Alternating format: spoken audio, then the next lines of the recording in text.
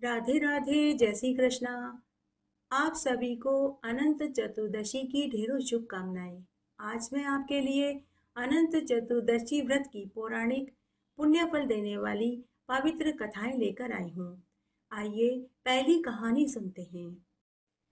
आइए अनंत चतुर्दशी की एक पवित्र पौराणिक कथा का श्रवण करते हैं। एक बार बहुत छोटा सा गांव था। उस गांव में एक सेठ सेठानी अपने 7 बेटा बहू और एक बेटी के साथ रहते थे।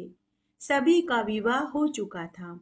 सेठ जी के सातों बेटे परदेश कमाने गए हुए थे। सेठ सेठानी बहुत अमीर थे। घर में खूब धन दौलत थी।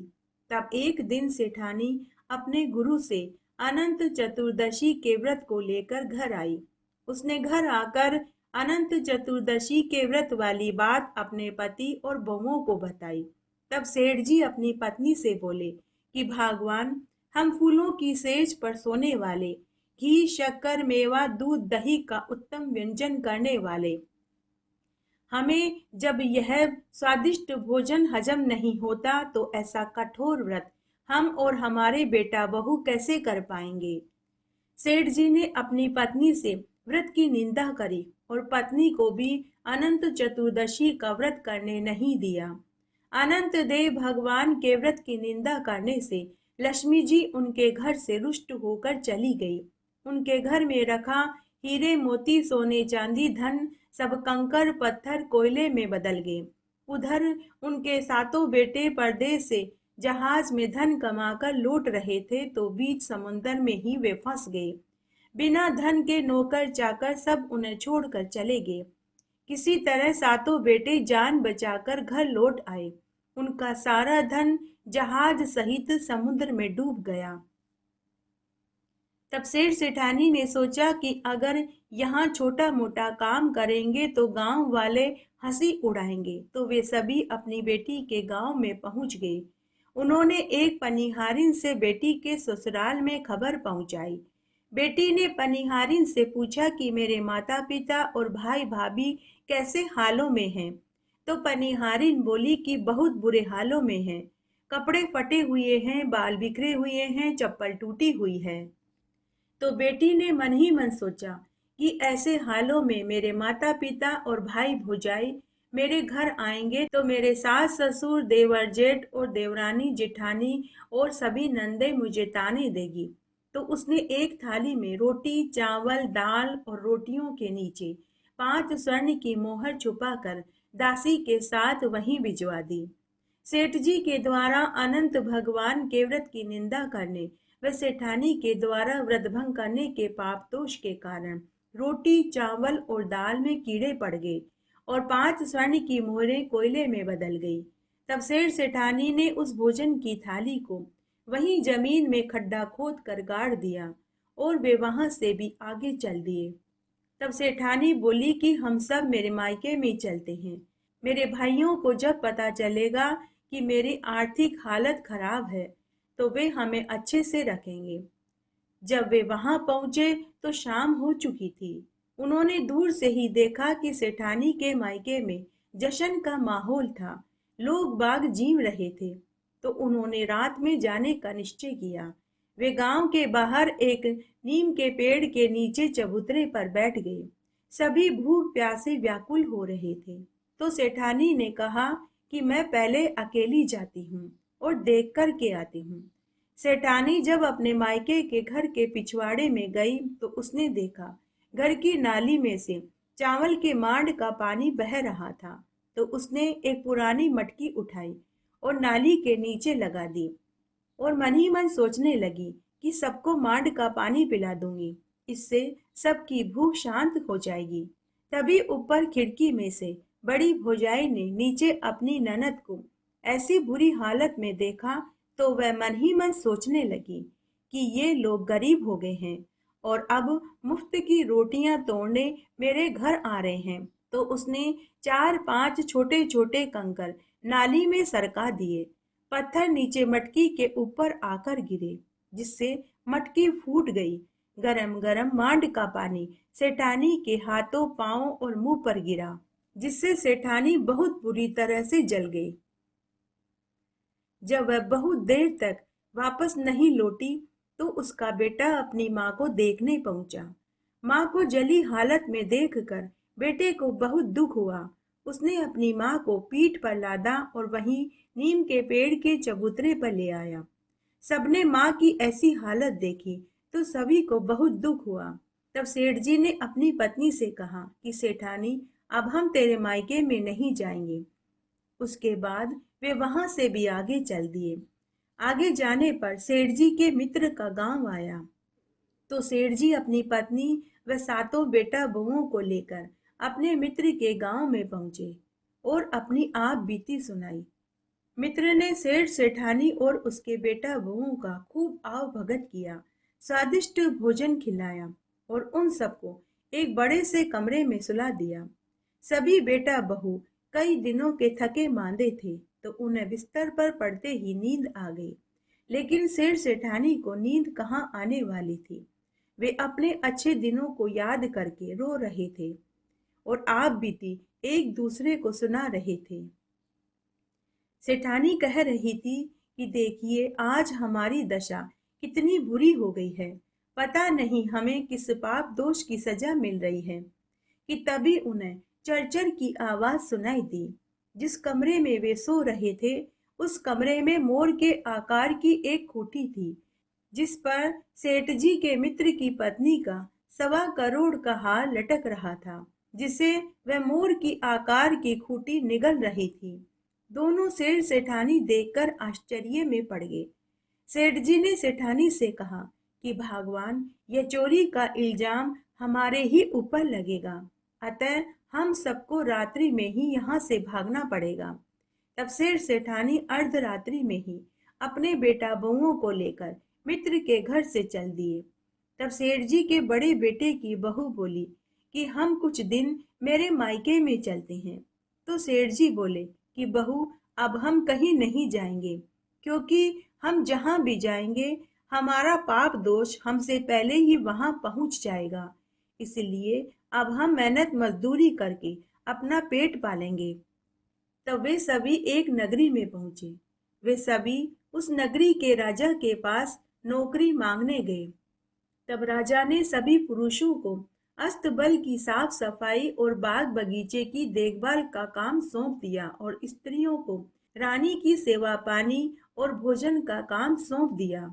इस तरह समय व्यतीत होने लगा। तब साल भर बाद जब अनंत चतुर्दशी का दिन आया तो एक दिन पहले से ही राजा रानी ने अपने सभी नौकरों और नौकरानियों से कहा कि कल हमारा अनंत चतुर्दशी का व्रत है, इसलिए पूरे घर की अच्छे से साफ सफाई करना। ऐसा सुनते ही सेठानी को व्रत वाली बात याद आई तो सेठानी ने अपने पति और अपने सातों बेटा बहुओं को भी अनंत चतुर्दशी का व्रत और पूजन करने को कहा। तब राजा रानी के साथ उन्होंने भी अनंत देव भगवान की पूजा पूरी श्रद्धा और सच्ची लगन से किया। इस तरह दोपहर बाद जब सभी भोजन खाने बैठे तो सेठानी की थाली में रखा हुआ रोट सेठानी के हाथ लगते ही सोने के रोट में बदल गया। जब रानी की दासी को पता चला तो उसने सेठानी से कहा कि गलती से आपकी थाली में सोने का रोट आ गया है, मैं आपके लिए दूसरा रोट लेकर आती हूँ। दासी के मन में लालच आ चुका था। उसने जैसे ही स्वर्ण का रोट सेठानी के थाली में से उठाया तो वह पुनः आटे के रोट में बदल गया। सेठ जी के पूरे परिवार को यह देखकर बड़ा आश्चर्य हुआ। जब सेठ जी ने रोट को सोने में बदला हुआ देखा तो सेठ जी समझ गए कि अब उनके अच्छे दिन वापस आ गए हैं। उन्होंने राजा रानी से कहा कि अब हम वापस हमारे देश जाना चाहते हैं, आप हमारा हिसाब पूरा कर दीजिए। तब राजा ने उन्हें खूब सारा धन, कीमती वस्त्र आदि देकर विदा कर दिया। वे सभी कीमती कपड़े गहने पहनकर रथ में सवार होकर अपने घर की ओर चल दिए।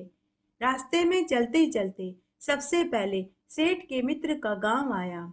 उन्हें देखते ही गांव वाले बोले कि अरे, यह तो वही है जो अपने ही मित्र की पत्नी का 1.25 करोड़ का हार चुराकर रात्रि में ही भाग गए थे।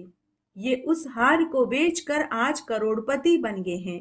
तब सेठ जी ने अपना चोरी का कलंक उतारने के लिए पुनः अपने मित्र के घर गए और उसी कमरे में रात्रि में विश्राम करने लगे।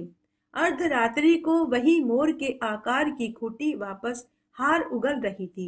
सेठ जी ने उसी समय अपने मित्र और मित्र की पत्नी को जगाया और यह सारा दृश्य दिखाया और पूरी बात बताई और कहा कि आप लोगों ने क्या समझा होगा कि यह हार हमने चुराया था। मित्र ने सेठ जी से कहा कि नहीं मित्र, मेरे मन में एक बार भी यह विचार नहीं आया।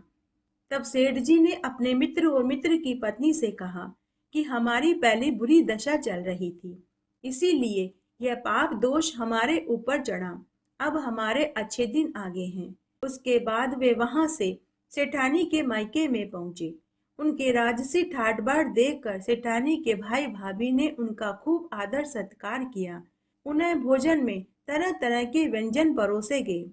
तो सेठानी अपनी बड़ी भावत से बोली कि भाभी, हम यह भोजन नहीं खाएंगे, हम तो केवल मांड का पानी ही पिएंगे। भाइयों ने बहन से इसका कारण पूछा तो सेठानी ने भाइयों को पूरी बात बताई। तब बड़ी भाभी अपनी ननद से गलती की माफी मांगने लगी। उसके बाद भोजन खाकर सेठ सेठानी अपने सातों बेटा बहुओं के साथ आगे चल दिए। आगे गए तो उनकी बेटी का ससुराल आया। जब बहन को पता चला कि उसके माता पिता और भाई भाभी खूब राजसी ठाट बाट से आ रहे हैं, तो बहन गाजे बाजे के साथ गांव की स्त्रियों के साथ मंगल गीत गाते हुए उन्हें लेने के लिए पहुंची। तो सातों भाइयों ने अपनी बहन से कहा कि बहन, पहले तो तू हमसे मिलने भी नहीं आई थी और हमारे लिए कीड़ों का भोजन भिजवाया था और कोयला भिजवाया था। तो बहन बोली कि भाई, मैंने तो भोजन ही भिजवाया था, साथ ही 5 स्वर्ण की मुद्राएं भी भिजवाई थी। जब उन्होंने जमीन खोद कर देखा तो उसमें रोटी, चावल, दाल और 5 स्वर्ण मुद्राएं मिली। भाइयों ने वह थाली पुनः अपनी बहन को दे दिया और वहां से आगे चल दिए। जब वे अपने घर पहुंचे तो उनके सब पहले जैसा हो चुका था। सोना, चांदी, हीरे, मोती, धन जो पहले कंकर, पत्थर, कोयले में बदल गए थे, वे पुनः वैसे ही हो चुके थे।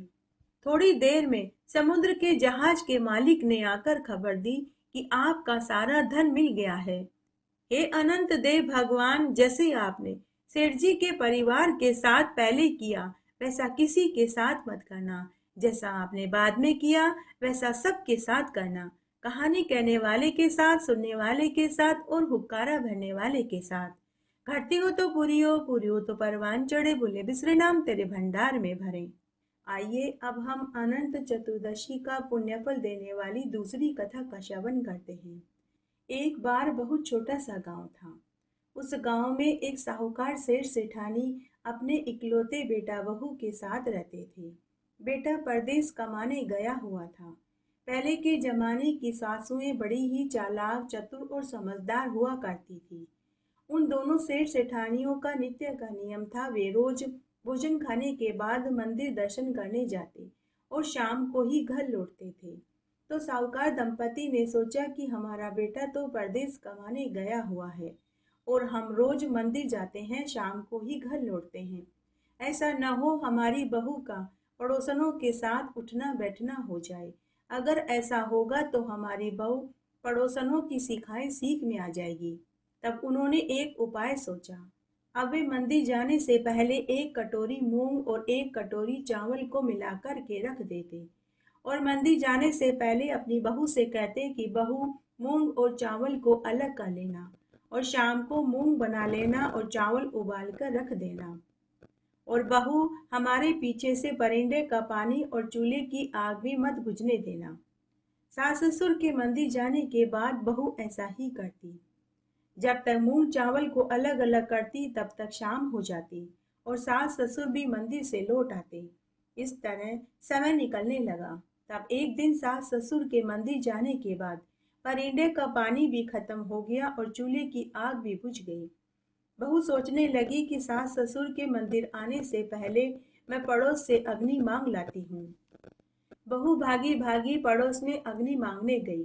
तो उसने देखा कि गांव की बहुत सी औरतें एक जगह बैठकर पूजा पाठ कर रही थी और कथा कहानियां सुन रही थी। तो बहू ने पड़ोसन से अग्नि मांगी। पड़ोसन ने कहा कि बहू, आज हमारा अनंत चतुर्दशी का व्रत है। आज हमने चूल्हा नहीं जलाया, शाम को ही चूल्हा जलाएंगे। और बहू, आज के दिन हम किसी को कोई चीज उधार नहीं देते। बहू पड़ोसनों से पूछने लगी कि आज ऐसा क्या है जो आज आप किसी को कोई चीज उधार नहीं देती हो। तो उनमें से एक औरत ने कहा कि बहू, आज हमारा अनंत चतुर्दशी का व्रत है।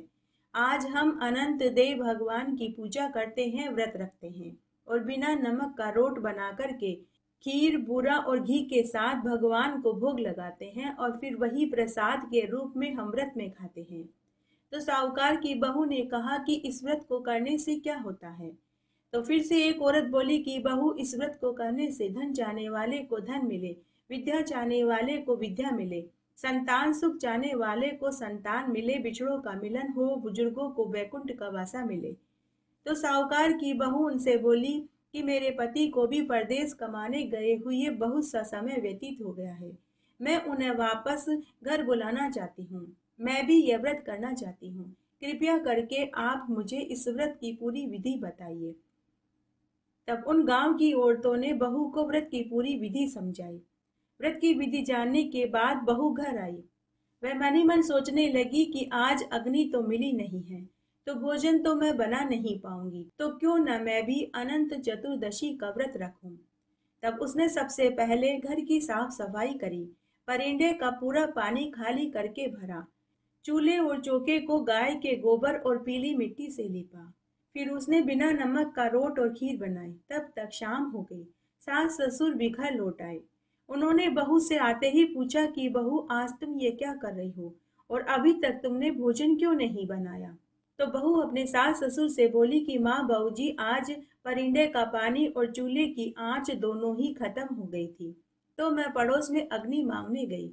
तो वहां सभी औरतें अनंत चतुर्दशी की पूजा और व्रत कर रही थी और कथा कहानियां सुन रही थी। जब मैंने उनसे अग्नि मांगी तो उन्होंने कहा कि आज हमारा अनंत चतुर्दशी का व्रत है। हमारे किसी के भी घर में आज चूल्हा नहीं जला और साथ ही आज के दिन हम किसी को कोई चीज उधार नहीं देते। माँ बाबूजी, मैंने उनसे अनंत चतुर्दशी के व्रत की महिमा जानी। व्रत की महिमा जानकर मैं अनंत चतुर्दशी व्रत से प्रभावित हो गई। तो मैंने सोचा कि घर में अग्नि तो है नहीं, तो क्यों न मैं भी आज अनंत चतुर्दशी का व्रत रख लूं। इसलिए आज मैंने भी अनंत चतुर्दशी का व्रत रखा है। सास बोली कि बहू, इस व्रत की क्या जरूरत थी, हमारे यहाँ कोई भी यह व्रत नहीं करता। पत्नी की बात सुनकर ससुर ने कहा कि भगवान, अगर हमारी बहू व्रत रखना चाहती है तो तुम इसे व्रत रखने दो। धर्म के मार्ग में कभी भी आड़े नहीं आना चाहिए। इस तरह बहू ससुर की बात सुनकर खुश हो गई। उधर इस व्रत को करने से भगवान अनंत देव प्रसन्न हो गए। भगवान अनंत चतुर्दशी की कृपा से ही साहूकार का बेटा खूब सारा धन कमाकर वापस घर लौट रहा था। जब साहूकार का बेटा घर आ रहा था तो जंगल में उसे एक सर्प मिला। वह सर्प साहूकार के बेटे को बोला कि मैं तुझे डसूंगा। साहूकार का बेटा सर्प से बोला कि हे नाग देवता, मैं 12 साल के बाद अपने माता पिता और पत्नी से मिलने परदेश से धन कमाकर लौट रहा हूँ। हे नाग देवता, जब मैं अपने बूढ़े माता पिता और पत्नी से मिल लूं तब आप मुझे डस लेना। सर्प बोला कि मुझे मानव जाति पर तनिक भी भरोसा नहीं है। तब साहूकार के बेटे ने नाग को वचन दिया। फिर से नाग बोला कि तू तो पलंग पर जाकर सो जाएगा और मैं बूढ़ा बीमार सर्प हूँ, पलंग पर चढ़ भी नहीं पाऊंगा। फिर से साहूकार का बेटा बोला कि हे सर्प देवता, मैं रात्रि में अपनी चादर पलंग से नीचे लटका दूंगा, आप चादर पर रेंग कर आना और मुझे डस लेना। यह सुनकर सांप ने उसे जाने दिया। साहूकार का बेटा घर आया। माता पिता अपने बेटे से मिलकर बहुत खुश हुए, लेकिन बेटा उदास बैठा हुआ था। माता पिता ने अपने बेटे से उदासी का कारण पूछा, लेकिन बेटे ने कुछ नहीं बताया। साहूकार दंपति सोचने लगे कि हमारा बेटा लंबी यात्रा से आया है, थकान के कारण उदास है, सुबह तक सब ठीक हो जाएगा। शाम का समय था, किसी ने भी भोजन नहीं किया था क्योंकि बहू अनंत चतुर्दशी की पूजा कर रही थी, कथा कहानी सुन रही थी। पूजा करके और कथा सुनकर बहू उठी तो उसे पति के दर्शन हुए। यह देखकर बहू बहुत खुश हुई। उसने 4 थालियों में भोजन परोसा। फिर उसने अपने सास ससुर और पति को भोजन खाने के लिए बुलाया। तो पति बोला कि मैं भोजन बाद में करूंगा, तुम मेरा भोजन कमरे में रख देना। उसके बाद साहूकार दंपति ने भोजन खाया। बहू ने भी अपना व्रत खोला। साहूकार दंपति अपने कमरे में सोने चले गए। बहू भी दिन भर की थकी हुई थी, तो वह भी अपने कमरे में आई और बिस्तर पर लेट गई। उसे लेटते ही गहरी नींद आ गई, लेकिन साहूकार के बेटे की आंखों में नींद नहीं थी। वह बिस्तर पर पड़ा पड़ा देख रहा था कि तभी उसकी थाली के रोट आपस में बातें करने लगे कि आज साहूकार के बेटे की बहू ने अनंत चतुर्दशी का पहली बार व्रत रखा है और 12 साल बाद आज इसका पति वापस घर लौटा है और आज ही अर्धरात्रि में इसके पति को सांप डसने आएगा। अगर आज हमने इसके सुहाग की रक्षा नहीं करी तो कलयुग में हमें कौन मानेगा। तब रोट में से सभी चीजें बाहर आई। दूध, घी, शक्कर, काजू, बादाम, चावल, चना, सत्तू, सभी सातों की सातों चीजें रोट में से निकल कर बाहर आ गए। उनमें से कोई ढाल बना, कोई तलवार बना, कोई छुरा बना, कोई फरसा बना, तो कोई लकड़ी, तो कोई चाकू बना। तभी वहां सर्प आया। रोट में से निकले सभी हथियारों ने सांप पर हमला बोल दिया और सांप को मारकर उसे टोकरी के नीचे छिपा दिया और वे वापस रोट में बदल गए। साहूकार का बेटा पलंग पर पड़ा पड़ा यह सब कुछ देख रहा था। उसे बड़ा आश्चर्य हुआ। सांप के मरने पर उसे खुशी भी हुई।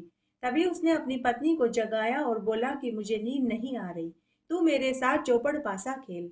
दोनों पति पत्नी देर रात तक चौपड़ पासा खेलते रहे। रात को देर से सोए तो सुबह जल्दी नहीं उठ पाए। सुबह रोज की तरह साहूकार दंपति जल्दी उठ गए। तब साहूकारनी अपने पति से बोली कि सुनो जी, हमारा बेटा तो यात्रा की थकान से थका मांदा था, इसलिए सुबह जल्दी नहीं उठा, लेकिन आज तो हमारी बहू भी जल्दी नहीं उठी। चलिए हम बेटा बहू को जगाने उनके कमरे में चलते हैं। जब साहूकार दंपति बेटे के कमरे में उन्हें जगाने आए तो उन्हें उनके कमरे में खून बिखरा हुआ दिखाई दिया। वे मन ही मन सोचने लगे कि कोई हमारे बेटा बहू को मार कर के चला गया। तो वे जोर जोर से रोने चिल्लाने लगे कि कोई हमारे बेटा बहू को मार कर के चला गया।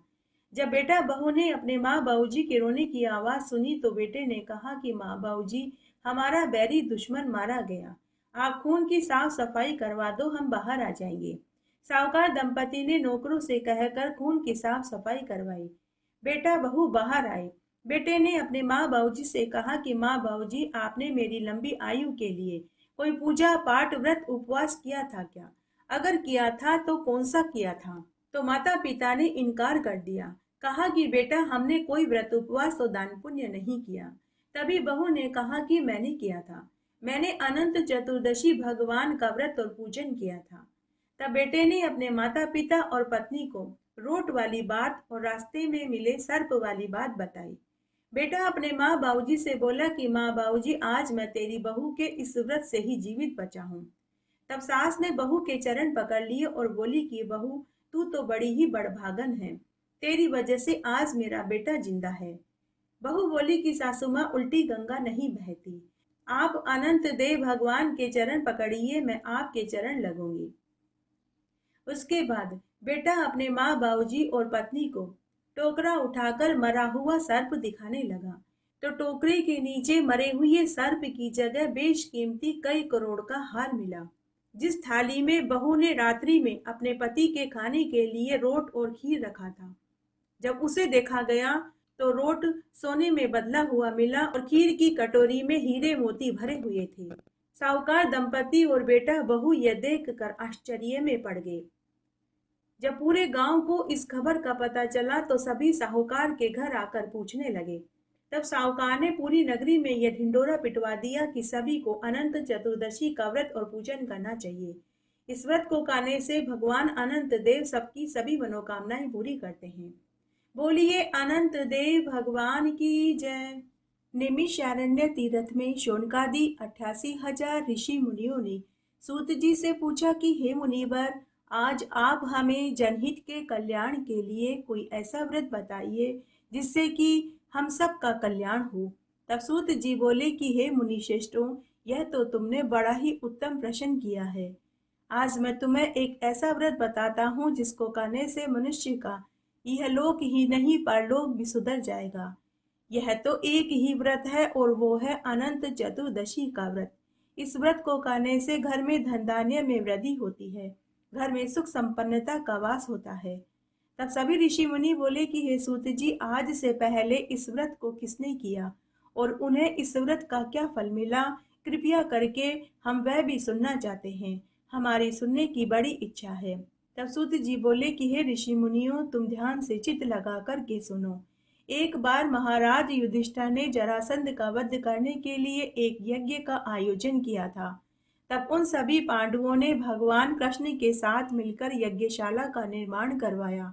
तब उस यज्ञशाला को देखने के लिए राजा महाराजाओं के साथ कौरव भी आए और दुर्योधन भी आया। उस यज्ञशाला में जहाँ सूखा था, दुर्योधन उसे जल से युक्त समझकर कपड़े ऊंचे करके चलने लगा और जहाँ जल था उसे सूखा समझकर जल से भरे हुए कुंड में गिर पड़ा। ऊपर झरोके में द्रौपदी अपनी सखियों के साथ खड़ी देख रही थी। तो द्रौपदी हंसते हुए बोली कि अंधे की संतान भी अंधी। यह बात दुर्योधन को बहुत बुरी लगी। उसने मन ही मन निश्चय किया कि मैं अपने इस अपमान का बदला द्रौपदी और पांडवों से लेकर रहूंगा। उसके बाद दुर्योधन ने जुआ खेलने के लिए पांडवों को हस्तिनापुर बुलाया। उस जुआ को दुर्योधन का कपटी मामा शकुनी खेल रहा था। शकुनी का पासा मायावी था। शकुनी को उसके पिता ने मरने से पहले एक वरदान दिया था और कहा था कि हे पुत्र, मेरी हड्डियों से तुम एक पासा बनाना। यह पासा हमेशा तुम्हें विजयी कराएगा। शकुनी के पास वही मायावी पासा था। तो झूठ और कपट से जुआ में दुर्योधन जीत गया और पांडव हार गए। तब दुर्योधन ने द्रौपदी का चीर हरण करके बदला लिया। लेकिन भगवान कृष्ण को द्रौपदी ने मदद के लिए पुकारा तो भगवान ने उसका चीर बढ़ा करके मदद करी। परंतु जुए में पांडव अपना सब राजपाट हार चुके थे तो उन्हें अपने वचन के मुताबिक सारा राजपाट छोड़कर वन में जाकर रहना पड़ा। तब एक दिन भगवान कृष्ण को जब पता चला तो वे पांडवों और द्रौपदी से मिलने वन में पहुंचे। तब युधिष्ठिर ने कहा कि हे जगदीश्वर, हमारे ऊपर कठोर दुख की घड़ी आन पड़ी है। कृपया आप हमें इस दुख से छूटने का कोई सरल उपाय बताइए। तब भगवान कृष्ण ने युधिष्ठिर से कहा कि हे राजन, तुम अनंत देव भगवान का पूजन करो, इससे तुम्हें तुम्हारा राजपाट पुनः प्राप्त हो जाएगा। युधिष्ठिर पूछने लगा कि हे मधुसूदन, ये अनंत देव भगवान कौन है? तब भगवान कृष्ण ने कहा कि हे राजन, ये अनंत देव मेरा ही दूसरा रूप है। पर्वत, गंगा, नदी, वृक्ष, नक्षत्र, दसों दिशाएं, भूमि, आकाश, पाताल, भूलोक, भवलोक, समुद्र, विंध्याचल, चतुर्दश इंद्र, सूर्य, चंद्र, सभी जगह मैं ही विद्यमान रहता हूँ। तुम इसमें कोई संदेह मत करो। तब युधिष्ठिर ने कहा कि हे कृष्ण भगवान, यह व्रत आज से पहले किसने किया और उन्हें इस व्रत को करने का क्या फल मिला, मैं विस्तार से सुनना चाहता हूँ। तब भगवान कृष्ण ने पांडवों को जो कथा सुनाई वह इस तरह है। भगवान कृष्ण ने पांडवों से कहा कि पहले सतयुग में सुमंतु नाम का एक ब्राह्मण अपनी पत्नी सुशीला के साथ रहता था। उस ब्राह्मण दंपति के शीला नाम की एक कन्या थी। जब शीला 8 बरस की हुई तो उसकी माता सुशीला का देवलोक गमन हो गया। तब उस ब्राह्मण ने अपनी बेटी के लालन पालन के लिए कर्कशा नाम की एक स्त्री से विवाह कर लिया। जैसा उसका नाम था वैसा ही उसका व्यवहार था। सौतेली माँ अब शीला के साथ दुर्व्यवहार करने लगी। घर का सारा कामकाज उसी से करवाती थी। शीला बड़ी ही चतुर और समझदार थी। जब वह विवाह लायक हुई तो ब्राह्मण ने अपनी पुत्री का विवाह कौंडिन्य मुनि से कर दिया। जब वे विदा होकर जाने लगे तो ब्राह्मण ने अपनी पत्नी कर्कशा से कहा कि हमें हमारे बेटी जमाई को दान दहेज में सोने, चांदी, कपड़े देना चाहिए। यह सुनकर पत्नी नाराज हो गई। वह भीतर गई और एक लोहे के बक्से में ईंट, कंकड़, पत्थर, मिट्टी भर कर ले आई और उसे शीला को पकड़ा दिया। शीला उसी बक्से को लेकर ससुराल की ओर चल दी। कौंडिन्य मुनि ससुराल से विदा होकर अपनी पत्नी शीला को लेकर पैदल पैदल आश्रम की ओर जा रहे थे। थोड़ी दूर आगे चलने पर शीला ने देखा कि कुछ स्त्रियां तालाब पर पूजा पाठ कर रही थी।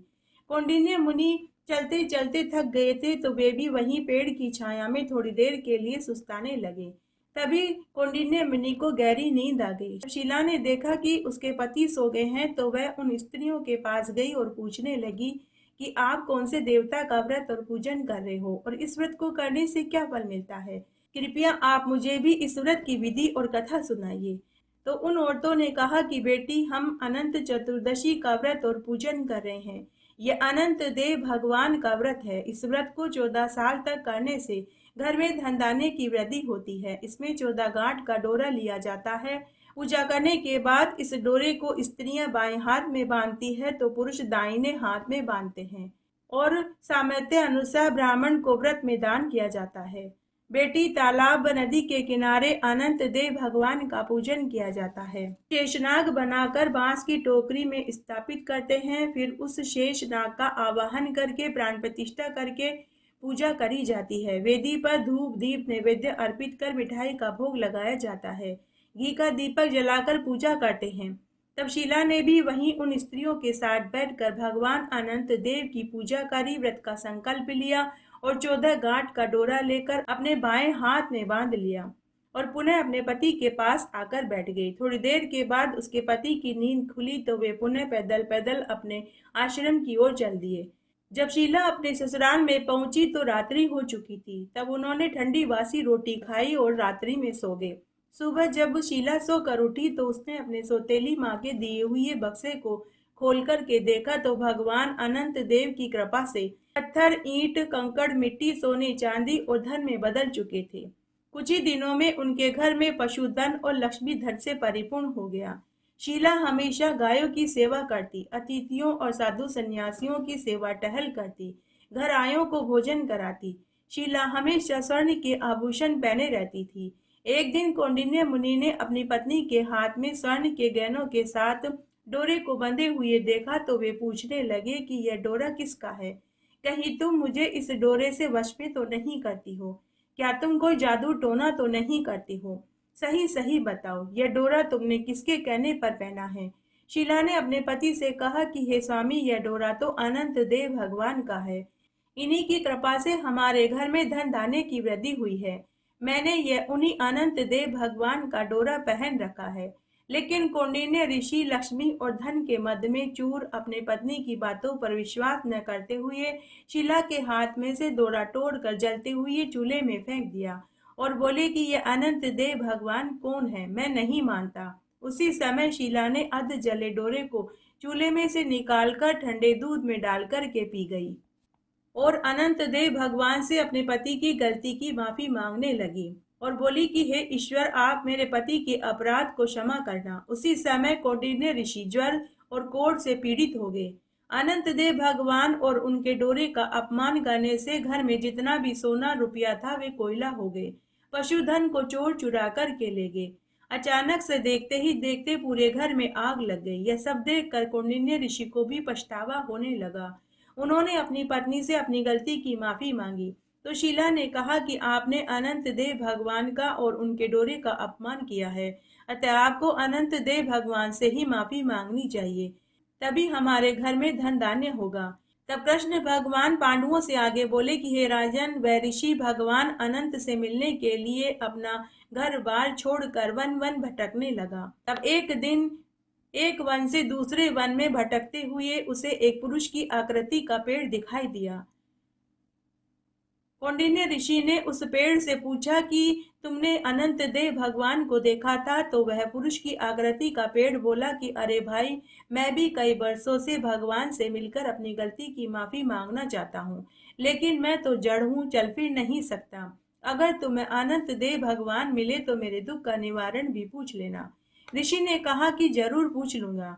फिर वह आगे चल दिया। आगे उसे बछड़ा सहित एक गाय मिली। ऋषि ने उससे भी पूछा, क्या तुमने अनंत देव भगवान को देखा? तो उसने कहा, मैंने भी अनंत देव भगवान को नहीं देखा है। अगर तुम्हें भगवान मिले तो मेरे दुख का निवारण जरूर पूछना।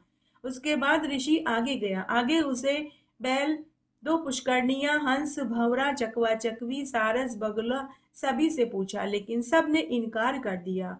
तब दुखी मन से भूखा प्यासा कौंडिन्य मुनि कई दिनों तक इधर उधर भटकता रहा।